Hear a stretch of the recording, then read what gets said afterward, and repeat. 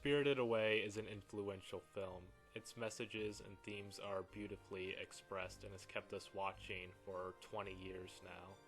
It is easy to praise this film. The soundtrack is amazing, every frame is so detailed, and the characters are just so memorable. To start out, I would like to talk about one of Miyazaki's greater strengths, which is pacing. Miyazaki is the master at pacing a film. I believe there's a reason why everyone who watches The Castle of Cagliostro says it has one of the best car chases of all time. Yes, the car chase itself is incredible, but Miyazaki lets everything sink in. See, the scene starts out with Lupin and Jigen arguing who's going to fix the flat tire. Eventually it's Jigen who has to take the responsibility and fix it. Next we get a slow moment of Lupin waiting on top of the car and looking at the sky. Suddenly two cars race by him and Lupin reacts to it, allowing the audience to react. After the car chase, the movie once again slows down to allow you to take in everything that just happened. With these slow moments, the Castle of Cagliostro doesn't become non-stop action, which just eventually becomes background noise. With these slow moments, the action that does happen is more significant and a lot more memorable, enhancing the entire movie. Spirited Away also holds incredible pacing. A thing I appreciate about every Miyazaki film is it always leaps straight into the interesting part of the story, wasting no time. Miyazaki starts the film with the car ride to their new home. The situation the characters are in is fully established less than a minute into the movie's runtime. Chihiro meets Haku and nightfall happens 11 minutes into the movie's runtime. Basically, there's no fluff at the beginning. The movie never feels rushed or sluggish. About 45 minutes into the film, after Chihiro experiences her chaotic night and the audience is introduced to a plethora of new characters, we enter a very slow part of the movie. The sequence starts with Haku telling Chihiro to meet him at the bridge. The scene that follows simply shows Chihiro walking to her destination, down the stairs, through the boiler room, then the outside stairs. This not only allows the audience to process everything they have just been introduced to, but also give a sense of scale to the world and placement of everything, including the pig pen. It may seem small, but all of this serves to add a sense of realism to the world. The sequence gives us some information that will be important for the rest of the movie.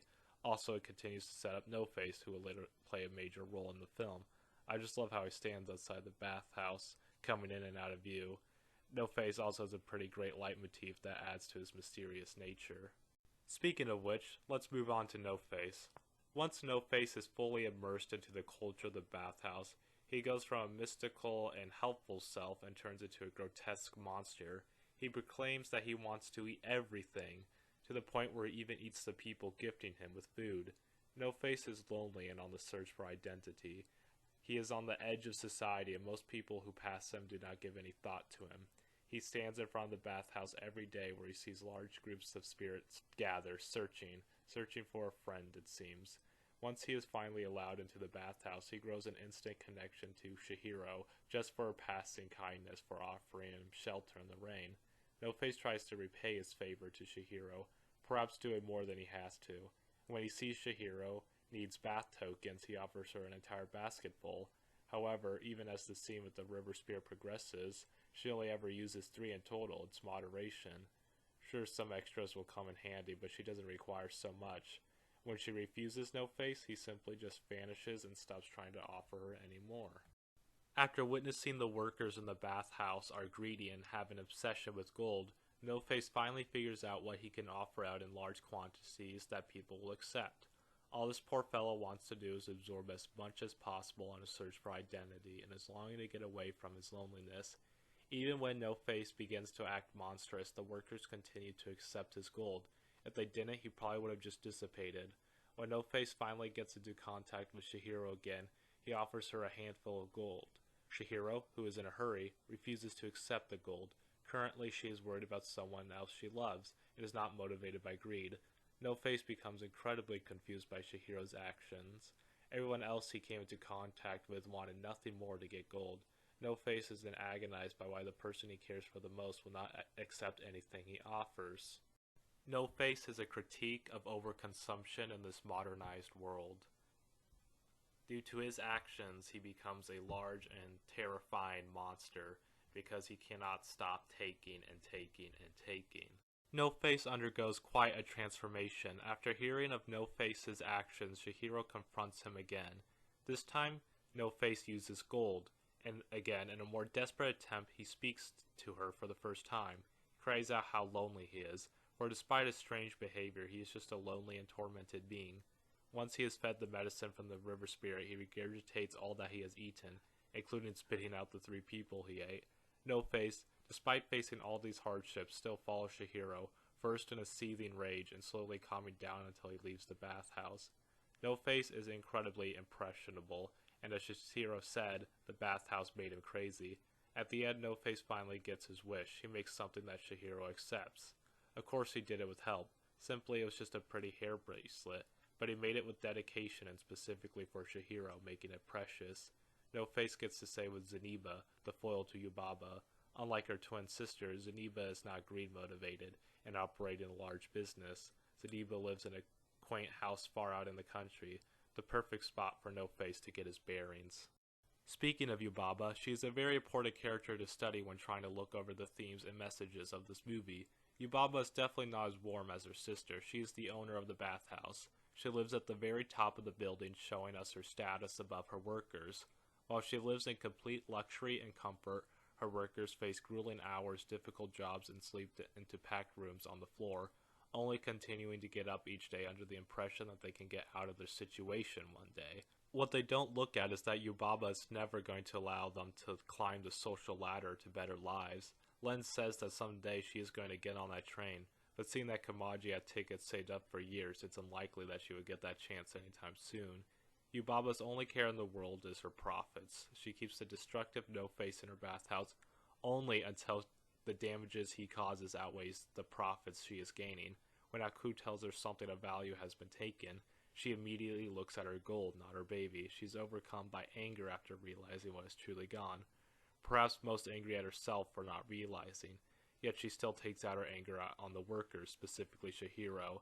It is shown that she isn't all evil. She does have care for her baby, and maybe she was about to change her mind at the end about the deal, but we will never know.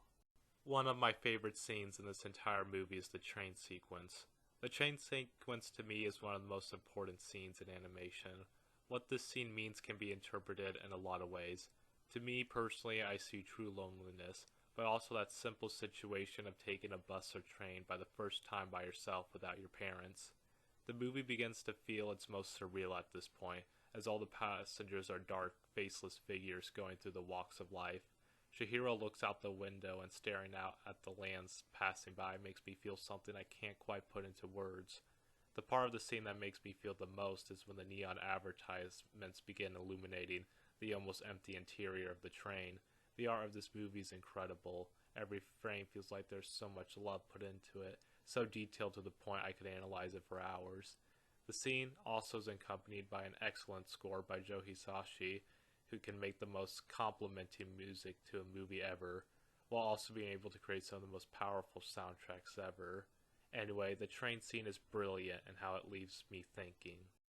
The train sequence and the movie at large can be seen as a metaphor for life, going down this long journey through water, and how in the movie it seems like there are 3 different major problems Chihiro has to solve at the same time. Miyazaki's messages in this film become clear. Happiness is informed by material gain and wealth, rather by love and relationships. Chihiro is a great character to show this through. She is still a child, and often in Miyazaki films, children are something more pure. Think back to My Neighbor Totoro. Adults cannot see the spirits, but Mei and Sasuke can. Chihiro, not being motivated by consumption, doesn't eat the food her parents do. This decision spares her from becoming a pig. Her kindness and compassion affects the workers at the bathhouse.